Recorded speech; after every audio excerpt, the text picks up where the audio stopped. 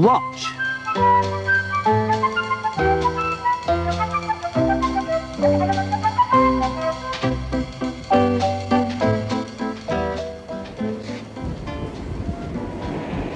Hoist away, up for the Blue Peter flag.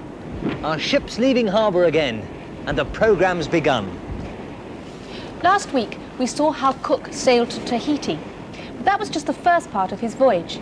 And before he left Britain, he was given secret orders that he was to open when he reached Tahiti. These orders would tell him where he was to go next. And when he opened them, he found that he was to sail south and look for the great southern continent. In those days, people knew that there was a large piece of land somewhere in the south, but they didn't know exactly where it was, or how big it was, or even what it looked like. And that is what Cook had to find out. So, he left Tahiti, and he sailed down and had a good look round these islands here. They became known as New Zealand. And then he sailed on towards this great big piece of land here. Do you know what that's called? Australia. Cook and his men were keen to explore this exciting new land, and once they had found a suitable landing place, they rowed ashore. They had no idea what to expect, so they took some of the soldiers with them as protection against danger. They also brought the ship's dogs along to give them some exercise.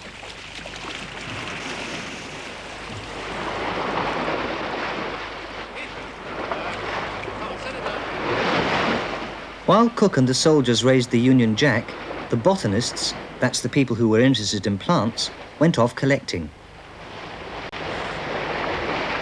Latifolia. They found so many plants that they named their landing place Botany Bay. Cook himself was more interested in the way the plants tasted than in how they looked. Once they had seen all they wanted to see, they rowed back to the Endeavour and set off again.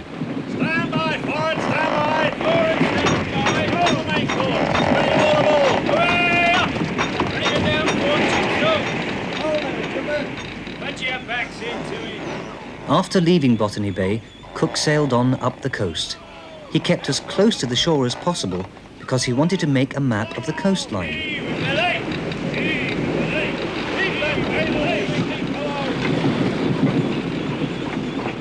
One of the most dangerous things for a sailor is if his ship runs aground. Sometimes the sea is very deep, but also it can get very shallow, and that's when a captain has to be very, very careful.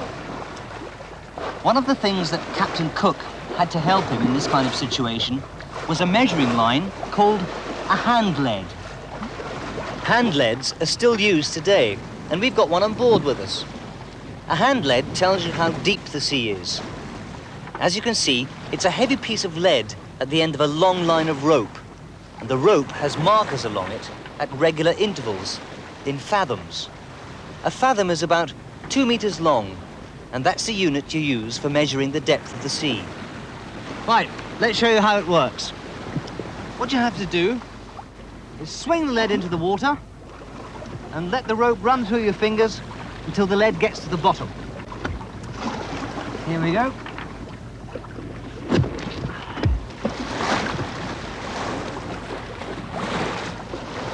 It's on the bottom now.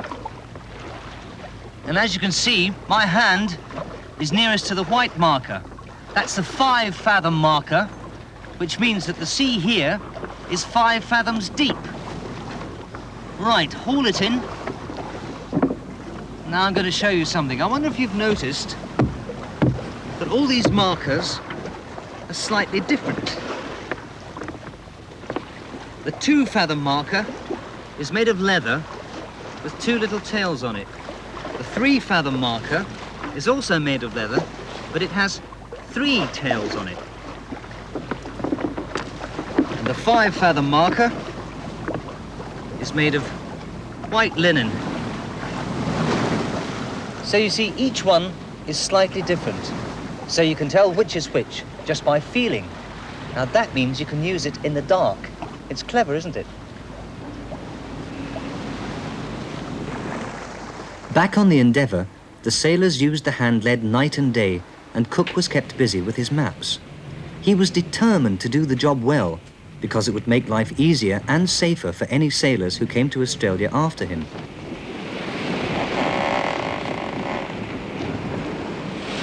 What Cook had no way of knowing was that he was sailing into some of the most perilous waters in the world.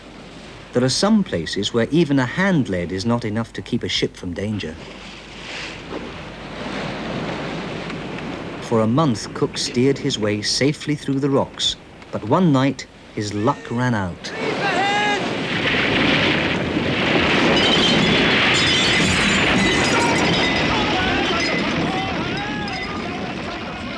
Yes, they had run aground. Everyone rushed on deck to see what had happened, and Cook was soon there giving orders in his nightshirt. Bosun, take in all sails. Hoist out the boats. I want soundings round the ship. Topman! Aloft! The scientists went around collecting as many of their plants and specimens as possible in case they had to abandon ship. Fortunately for the Endeavour, it was a calm night and the sea was not doing much damage to the ship. Nonetheless, it was vital to get her off the rock, and by next morning, Cook had decided to try to lighten the ship. He made the sailors throw barrels of food over the side, along with any other heavy things that weren't absolutely necessary.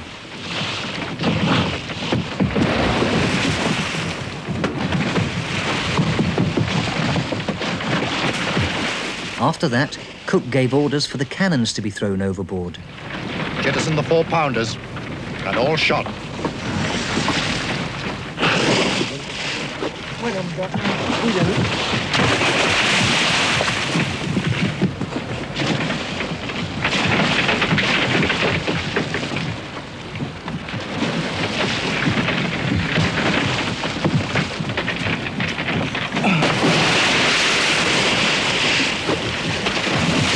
Prepare to man the capstan.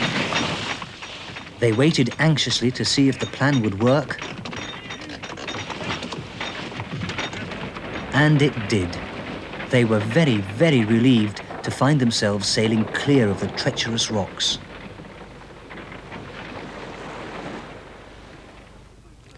I can show you what happened more clearly with this model of the Endeavour. As you can see, I've loaded it up with a heavy weight. And now, if she sails towards this rock, let's see what happens. She gets stuck and can't move. Now, if you have a look at the bottom of the boat and watch carefully as I lift the weight off the boat, she rises in the water and she's now clear of the rock. Watch again. If I put the weight back on, she lowers and gets stuck on the rock. Then as I lift the weight, she rises in the water, comes clear of the rock and can sail away. That was a narrow escape for Cook, but he didn't get off scot-free. The bottom of the boat had been damaged by the rock, and Cook had to sail her to the nearby coast for repairs. Here's a picture of the Endeavour, painted by one of the ship's artists. It shows the Endeavour being mended on the shore, and while that was happening, the crew took the opportunity of exploring inland. There were plenty of things for the artists to draw, and one of the things that caught their eye was this strange animal. Do you know what it was? It was a kangaroo. Kangaroos are the most famous animals in Australia. They don't run like... There are several different sorts of kangaroos, and the biggest is the red kangaroo. Red kangaroos are taller than humans, and they live mostly in the hot, dry country inland. To stop them... Sometimes, of course...